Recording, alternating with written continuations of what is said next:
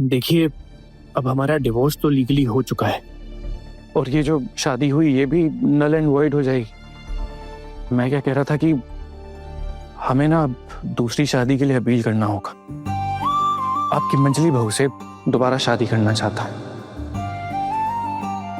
ओ बड़ी मामी, मैं इस बार आपसे वादा करता हूँ कि मैं पारो को कोई भी दुख नहीं दूंगा, कोई भी दर्द नहीं पहुंचाऊंगा। यहाँ कोई पिक्चर चल रही है क्या? घोर कलयुग उतरा है हमारे घर में।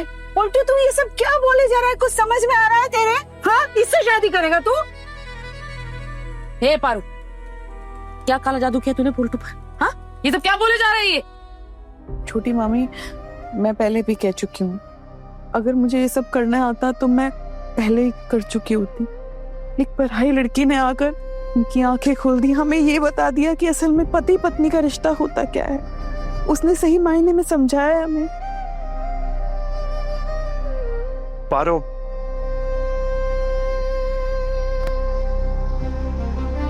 मुझे माफ कर दो पारो। मैंने तुम्हारे साथ बहुत गलत किया है। मैंने तुम्हें बहुत दुख दिए हैं, हमेशा तुम्हारी बेइज्जती की है मैंने, कभी इज्जत नहीं की तुम्हारी। जो सीख मुझे मिली है ना जीवन में, ये बहुत जरूरी थी मेरे लिए। और अब जो सीख मिली है ना, मैं उस इंसान को धन्यवाद कहना चाहता हूँ, उसका आभारी हूं मैं। हाँ ना, मैं पूजा मैडम से मिलना चाहता हूँ, मैं उसका शुक्रिया अदा करना चाहता हूँ। तुम चलोगी ना हमारे साथ? हाँ ना, मैं भी जाना चाहती हूँ, मिलकर एक बार उन्हें प्रणाम करना चाहती हूँ। जिंदगी में आज तक मेरा घर तोड़ने की सबने कोशिश की है, एक वही है जिनकी वजह से मेरा घर वापस जुटने जा रहा है। मेरी घर गृहस्थी दोबारा मुझे वापस मिल रही है। वो मुझसे शायद उम्र में छोटी हैं, पढ़ी लिखी भी ज्यादा हैं, लेकिन फिर भी मैं उनके एक बार पैर पड़ना चाहती हूँ। ठीक है बोलतू दादा, चलते हैं। वैसे उन्होंने मुझसे कहा था कि उनके पास कुछ काम है, वो निपटाकर वो सीधे एयरपोर्ट के लिए निकल जाएंगी। तो अगर हम लोग अभी निकलते हैं तो शायद हम लोग एक आखिरी बार उनसे मिल सकते हैं। सच कहो तो आज ना बहुत खुशी का दिन है, बहुत गर्व का दिन है, मैं बयान नहीं कर पा रही। मेज दीदी, आखिरकार आप जीत ही गई। मेज दीदी ने ना कभी भी किसी का बुरा नहीं चाहा, हमेशा सबका अच्छा चाहा है। इस घर के लिए, इस परिवार के लिए इतनी मेहनत की है इन्होंने, और इसके बदले इनको क्या मिला? बेइज्जती, अपमान। अब ये तो डिजर्व नहीं करती थी दीदी।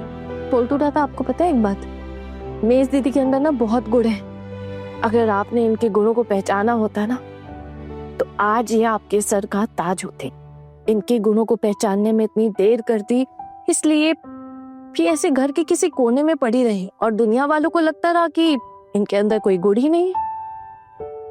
हर औरत के अंदर ना कुछ काबिलियत जरूर होती है, लेकिन अगर उसका पति उसका साथ ना दे, उसके ससुराल वाले उसे मौका ना दे, तो फिर वो अपनी काबिलियत कैसे दिखाए? फिर या तो वो चुपचाप घर छोड़कर चली जाए, या फिर अपनी काबिलियत को संभाल कर छुपा कर रखे। बस यही रास्ता बचता है।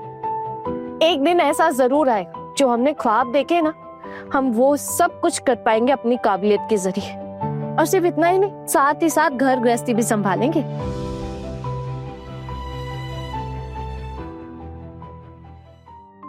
जी, आप क्यों रो रही हैं? आप ना ऐसे बात पे रोती हैं, मुझे बिल्कुल अच्छा नहीं लगता। बिल्कुल चुप हो जाइए। इतनी बड़ी खुशी के मौके पे आज मेरी आंखों से आंसू भी नहीं आएंगे क्या? मैं बस ये चाहती हूँ कि तू जिंदगी में हमेशा खुश रहे। बोलू, तूने एक काम कर, तू ना मुझे वृद्धाश्रम में छोड़ा, क्योंकि मुझसे अब ये सब नहीं देखा जाता। क्यों नहीं देखा जाता? अगर आपका बेटा, आपकी बहू एक साथ रहना चाहते हैं, एक साथ खुश रहना चाहते हैं, तो आपसे बर्दाश्त नहीं हो रहा। अगर आपकी पोती है, उसे इस दुख दर्द से छुटकारा मिल जाए, दोनों माँ बाप का प्यार मिले, ये सब देखा नहीं जा रहा आपसे। पूजा मैडम जो मुझे दिन रात यही समझा रही थी, जिसकी वजह से आज मेरी अपनी आंखें खुली हैं।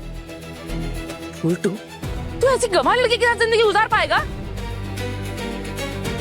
ये मेरी बीवी है, घर गृहस्थी भी मेरी है, तो इसके साथ जो जीवन बिताना है वो भी मुझे ही गुजारना है, आपको तो नहीं गुजारना ना। और अगर छोटे मामा आपके साथ घर गृहस्थी बसा सकते हैं, तो फिर पारो तो बहुत काबिल है। और बुरा मत मानिएगा छोटी मामी, लेकिन आप तो सिर्फ घरेलू काम जानती हैं, लेकिन पारो बाकी काम भी जानती है, और वो घरेलू काम भी आप नहीं कर पाती, उसमें भी बस आप बैठे बैठे हुक्म चलाती रहती हैं। तो फिर आपको ना ऐसे फालतू बुराई करनी नहीं चाहिए किसी की भी। इतनी बड़ी बेइज्जती की मेरी पुलटू, वो भी सबके सामने। अब छोटी बेइज्जती करने वाला काम करेगी तो बेइज्जत तो होना पड़ेगा। हमारे लिए सबसे बड़ा सुख क्या है? अपने बच्चों की खुशी। अगर हमारे बच्चे खुश है, सुखी है, तो हम भी खुश हैं। इतनी सी बात नहीं समझ आती तुम लोगों के? तुम लोग तो अपने बहू बेटों के साथ रहना ही नहीं चाहती हो, खासकर बहुओं के साथ। ले सुन ले ठाकुर जी की बात, अब वृद्धाश्रम जाकर रहना चाहती है। क्या है ना छोटी, अब ठाकुर जी की संगत में रहकर तेरी सोच भी बहुत घटिया होती जा रही। अभी भी वक्त है, बदल दे अपने आप को। आप इस तरह से मुझे दोष नहीं दे सकती ठाकुर जी। अब आपकी ये डांट फटका ना कोई नहीं सुनने वाला और कोई सहने वाला नहीं है। ना मेरी बहुएं सहेंगी, मैं तो बिल्कुल भी नहीं सहूंगी। अब तक आपको मैंने सर पर चढ़ा के रखा तो आपने सर पे चढ़ के नाच किया है मेरे।